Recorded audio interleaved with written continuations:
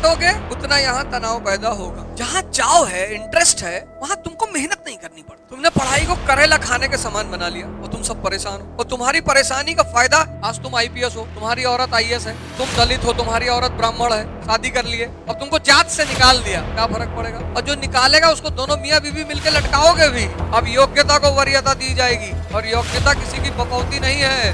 अगर मुसलमान हो, कयामत के दिन में अल्लाह ने पूछ लिया, विधि के समक्ष समानता, खट से बताओ कि दरवाजा खोल देगा। चलो, जो मेहनत नहीं करेगा भगवान उसको खाना खाने नहीं देगा। पैसा कमा लिए तो क्या आतंक मचाओगे? माँ बाप, गुरु, रिश्तेदार, ज्यादा से ज्यादा डॉक्टर, इनको छोड़कर किसी का पैर नहीं छोड़ो। जब रटना है तो कोचिंग क्या करने आ रहे हैं, और कोचिंग करने के बाद भी हमको मरना है, टेंशन में रहना है, डिप्रेशन में रहना है, तब तुमको पैसा ही काहे दें? जितना रटोगे उतना यहाँ तनाव पैदा होगा। रटने का मतलब कि मुझको मजा नहीं आ रहा लेकिन मैं ठूस रहा हूँ। रटने का यही मतलब है कि मुझे मजा नहीं आ रहा है, बस मैं ठूस रहा हूँ अंदर, किसी तरह भर जाए। तो कोई डॉक्टर जब कोई खाना बता देता है कि इसको खाओ, तुम्हारा मन नहीं, तो तुम कहते हो ठूस ही तो रहे हैं। तो तुमको बिरयानी पसंद है, कितने चाव से खाते हो और 4-4 प्लेट खा जाते हो। जहाँ चाव है, इंटरेस्ट है, वहां तुमको मेहनत नहीं करनी पड़ती। अनायास मेहनत तो है लेकिन मजा आ रहा है ना। एक तरफ कच्चा करेला रखा है और एक तरफ तुम्हारे चॉइस की रखी है कोफ्ता, कच्चे केले का कोफ्ता। अब दोनों में से किसको खाने में तुमको श्रम कर, खाने में तो दोनों श्रम है लेकिन एक में पता नहीं चलेगा। कोफ्ते को खाने में पता नहीं चलेगा, मेहनत हो रही है लेकिन तुमको मजा इतना आ रहा है कि तुमको पता नहीं चल रहा है कि मजा हो रहा है। मेरी बात समझ रही हो ना? और कच्चे करेले में आंख से पानी, नाक से पानी, कान से पानी, कोई गन लेके बैठा, खा लो, मार डालेंगे साल। तुमने पढ़ाई को ऐसे बना लिया, तुमने पढ़ाई को करेला खाने के समान बना लिया और तुम सब परेशान हो। और तुम्हारी परेशानी का फायदा सब लोग उठा रहे हैं। अब इसमें करना क्या है? आज के बाद कभी नहीं भूलोगे, गारंटी। और भूल गए तो पढ़ाना छोड़ देंगे हम। आज के बाद तुमको किताब देखने की जरूरत नहीं पड़ेगी। जब भी तुमसे कोई कहेगा समानता का अधिकार, ऐसे हाथ उठा दोगे। सोते में, नशे में, ऑपरेशन चल रहा उसमें समझा दोगे कि देखो ऐसा है, समानता के अधिकार में ऐसा होता है। इसको कहते हैं पढ़ना। अब जब भी कोई चीज बनाई जाती है तो किसी के विरुद्ध बनाई जाती है। तो कोई नियम बनाया जाता है तो किसी के विरोध में बनाया जाता है। बेटी बचाओ, बेटी पढ़ाओ नियम है ना, क्योंकि लोग अबॉर्शन करा रहे थे बेटियों का। अगर लोग बेटियों का अबॉर्शन नहीं कराते तो इसकी जरूरत ही क्या पड़ती? बात दिमाग में ये रख लो कि कानून का निर्माण या तो किसी चीज को बढ़ावा देने के लिए होता है या किसी चीज को खत्म करने के लिए होता है। अब ये चीज अगर आई है तो किसी चीज को खत्म करने के लिए आई है, तो किसको खत्म करने के लिए आई है?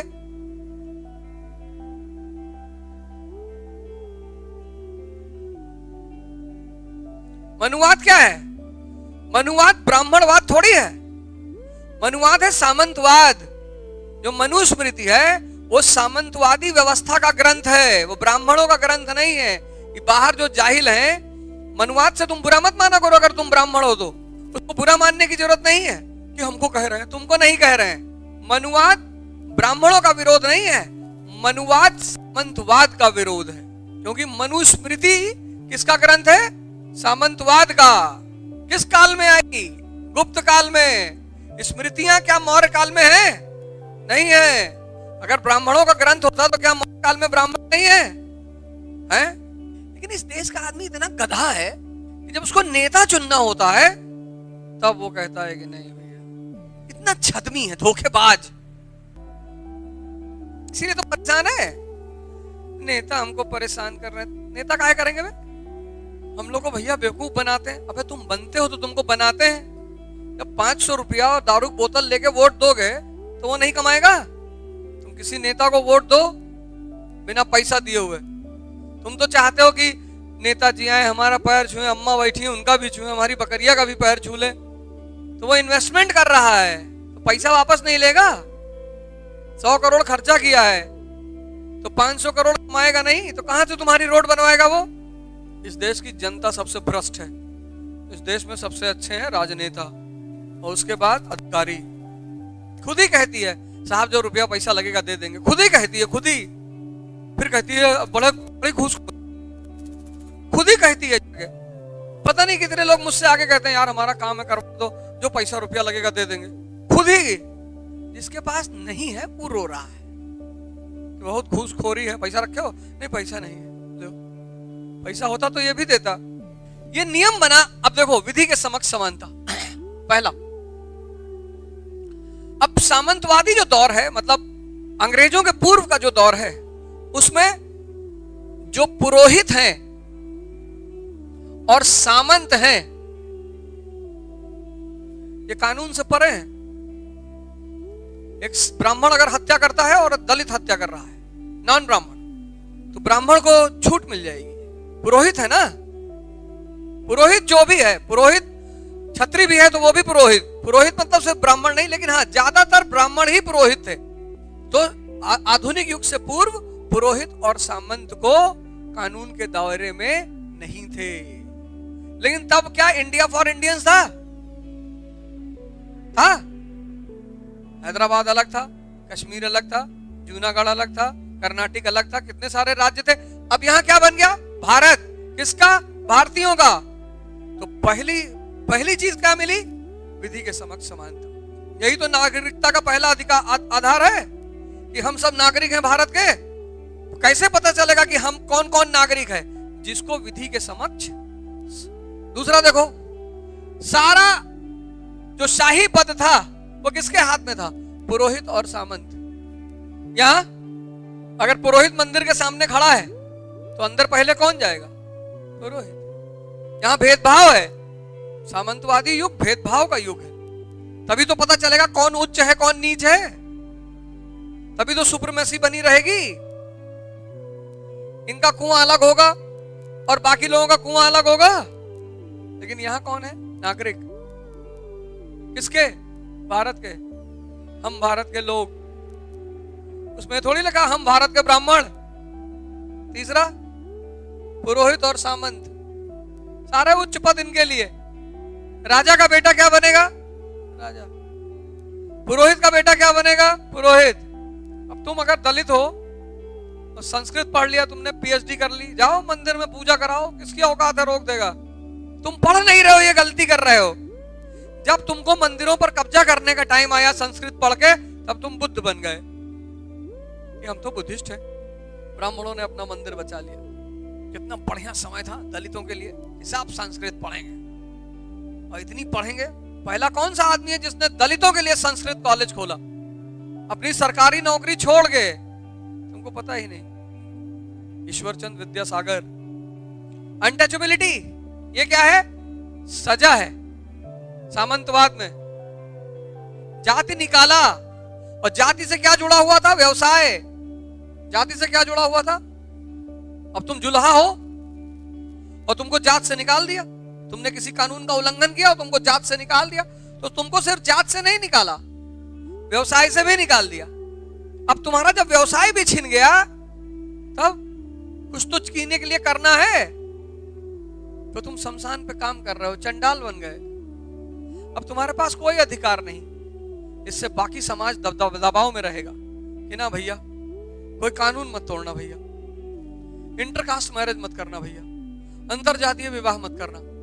आज तुम आईपीएस हो, तुम्हारी औरत आईएएस है, तुम दलित हो, तुम्हारी औरत ब्राह्मण है, शादी कर लिए, अब तुमको जात से निकाल दिया, क्या फर्क पड़ेगा? तुम्हारी नौकरी थोड़ी छीन रही है, और जो निकालेगा उसको दोनों मियां बीवी मिलकर लटकाओगे भी। इसका लड़का चरस लेके जा रहा था। अरे नहीं साहब, हाँ 2 पुड़िया चरस जेब में रखा हुआ था। आज ये कानून काम नहीं करेगा, तो अप्रासंगिक हो गया। तो इसको गैर कानूनी की अगर अब भी कोई प्रैक्टिस करता है तो उसको सजा दी जाएगी। और जब सारे नागरिक, तो अब देखो सजा खत्म। आर्टिकल 17 सामंतवादी सजा खत्म। ये सजा है। अछूत क्या थी? सजा। आधुनिक काल से पूर्व।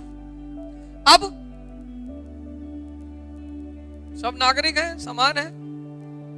तो क्लास में कोई कहे कि मैं राय बहादुर गणेश लाल, तो सारी उपाधियां खत्म, कोई उपाधि नहीं, सब बराबर, सब इक्वल। तो राइट टू इक्वालिटी किसके खिलाफ पैदा हुई? क्या दिलाना है? कानून के समक्ष समानता। पहले नहीं थी। क्या दिलाना है? भेदभाव का अंत। क्या करना है? रोजगार। अब किसी को इसलिए वरीयता नहीं मिलेगी क्योंकि वो पुरोहित या सामंत है। सामंतवादी सजा खत्म। अब अगर कोई कानून तोड़ेगा तो उसको कौन सजा देगा? IPC, CrPC. अब धर्म सजा नहीं देगा। और चूंकि सब नागरिक हैं इसलिए अब कोई उपाधि धारण नहीं करेगा। तभी तो रटे थे। अब कहीं भी बैठे रहोगे, कहीं भी मंगल पे भी बैठे रहोगे और तुमसे कोई कहेगा राइट टू इक्वालिटी समझाओ, कह दो सर 14। सामंतवाद में पुरोहित और सामंत कानून से बाहर थे, लेकिन प्रजातंत्र में कोई कानून से बाहर नहीं है। तो 14 क्या कहता है? विधि के समक्ष समानता। सामंतवाद में भेदभाव था सर। पुरोहित और सामंत बाकी जनता से अलग थे। पहले हर काम में पहले वो, मरेंगे भी पहले वो। पहले दलित नहीं मरेगा। अगर मरने का मुकाबला हो रहा है तो पहले कौन मरेगा? पुरोहित मरेगा, फिर सामंत मरेगा। बोलो साहब भेदभाव खत्म। अब दलित को भी पहले मरने का अधिकार है। पहले मरोगे जी, आओ। सेवा में पुरोहित और सामंत का वर्चस्व खत्म। अब जो योग्य है वो संविधान बनाएगा। अब योग्यता को वरीयता दी जाएगी और योग्यता किसी की बपौती नहीं है। अब सजा कौन देगा? कानून देगा। आईपीसी देगी, सीआरपीसी देगी। अब धर्म नहीं देगा। अब किसी को अछूत नहीं बनाया जा सकता। और अब कोई राजा महाराजा नहीं, सब नागरिक हैं। तो अब किसी को उपाधि नहीं दी जाएगी। ऐसे पढ़ो। जब रटना छोड़ दोगे मन हल्का हो जाएगा। ये बैठ गया तुम्हारे दिमाग में। ये तुम्हारे दिमाग में जितना जन्म लोगे, अगर मुसलमान हो, कयामत के दिन ने अल्लाह ने पूछ लिया विधि के समक्ष समानता, तो खट से बताओ कि दरवाजा खोल देगा कि चलो आओ। तुम लोगों ने पढ़ाई को बोझ बना लिया यार। दर्द, जैसे डायबिटीज का रोगी है, खुद अपने जीवन को दर्द बना के मीठा नहीं खा सकते। क्यों नहीं खा सकते हो यार? एकदम खा सकते हो। एक लड्डू 5 किलोमीटर। ये कौन तुमसे कह दिया तुम मीठा नहीं खा सकते हो? एक लड्डू 5 किलोमीटर। एक लड्डू खा लो, 5 किलोमीटर चल लो। ऐसे ही से नहीं चलना, ऐसे ही से चलना है। 2 लड्डू 10 किलोमीटर, 3 15, 4 20। और एक डब्बा खा गए तो यहां से आगरा तक दौड़ जाओ। डायबिटीज तुमको खाने से मना नहीं करती। यही तो नेगेटिविटी समाज में फैला दी। वो जो दूसरा वाला काम है उसको तुम ध्यान ही नहीं देना चाहते। अरे अब 4 लड्डू खा 20 किलोमीटर चले तो हरामखोरी करोगे, क्योंकि भगवान तो बराबरी का सबको दर्जा देता है। तो रिक्शा वाला एक मुट्ठी चीनी फाक के दिन भर रिक्शा चलाता है, शुगर लेता रहता है क्योंकि उसको जरूरत है। तुम इतना बड़ा पेट निकाल के दिन भर मछिया लेटे हो। तुम्हारे यहाँ 20 लाख रुपया महीना किराया आ रहा, तो नेचर तुमसे कुछ नहीं कराएगा। नहीं तो रिक्शा वाला जाके ऊपर कहेगा नहीं कि मालिक हम ही मिले थे मजदूरी कराने के लिए। तो भगवान कहेगा बे तुमसे ही नहीं कराए, ये सेठ घनश्याम दास इधर आवे। बोले इनका तो हम खाना ही छीन लिए। जो मेहनत नहीं करेगा भगवान उसको खाना खाने नहीं देगा। यही है डायबिटीज। डायबिटीज कोई बीमारी थोड़ा है, ये तो उसका मैनेजमेंट फार्मूला है। उसका 500 करोड़ रुपया रखे हैं, BMW पे चल रहे हैं, पर बनाना शेक नहीं पी सकते। तुम मर्सिडीज देख के कह रहे हो कि BMW देख के यार हमारी किस्मत। एक तरफ तुम एक गिलास बनाना शेक पी रहे हो, उसका तुम्हें खुशी नहीं है। गन्ने के जूस में दही डाल के पियो, कितना मजा आता है। मट्ठा किसी डायबिटीज के पेशेंट को पिलाओ, लेट जाए तुरंत। एक जग गन्ने का जूस और उसमें दही और पी लो, कितना आनंद। अभी देखो चौसा आम बाजार में है इस वक्त। इस वक्त बाजार में 2 आम है, दोनों मीठे का रिकॉर्ड तोड़ते हैं। एक सफेदा, एक आम खा लो दोपहरिया, 100 दिन भर लेट। लेकिन कि देखो मालिक डॉक्टर ने क्या कहा डायबिटीज बीमारी है, मत खाना। डायबिटीज बीमारी नहीं है, डायबिटीज है नेचुरल मैनेजमेंट। कि रिक्शा वाला खा नहीं पाएगा और तुमको खाने नहीं दूंगा। जब तुम रिक्शे वाले के बराबर मेहनत करोगे, खाओ, पैसा कमा लिए तो क्या आतंक मचाओगे? अगर पैसे वालों को डायबिटीज नहीं होती तो मिठाई की दुकान खाली होती सब, क्योंकि मीठा खाने से ऊर्जा बढ़ती है। हर चीज में ग्लूकोज होता है, ऐसा थोड़ी मिठाई में मीठा ग्लूकोज होता है। आटा, रोटी, चावल, और जब तक 2 किलो चावल मटन डाल के ना खाओ दोनों हाथ से इसे भर भर के, तब तक जीवन का क्या मजा है यार। भाई जो नॉनवेज खाते हैं उनके लिए नॉनवेज, जो दाल चावल खाते हैं उनके लिए दाल चावल। 2 किलो दाल चावल, उसमें दाल सब मिला के चोखा ओखा। और तुम ना चावल खा सकते हो ना आलू खा सकते हो, जौ की रोटी बना।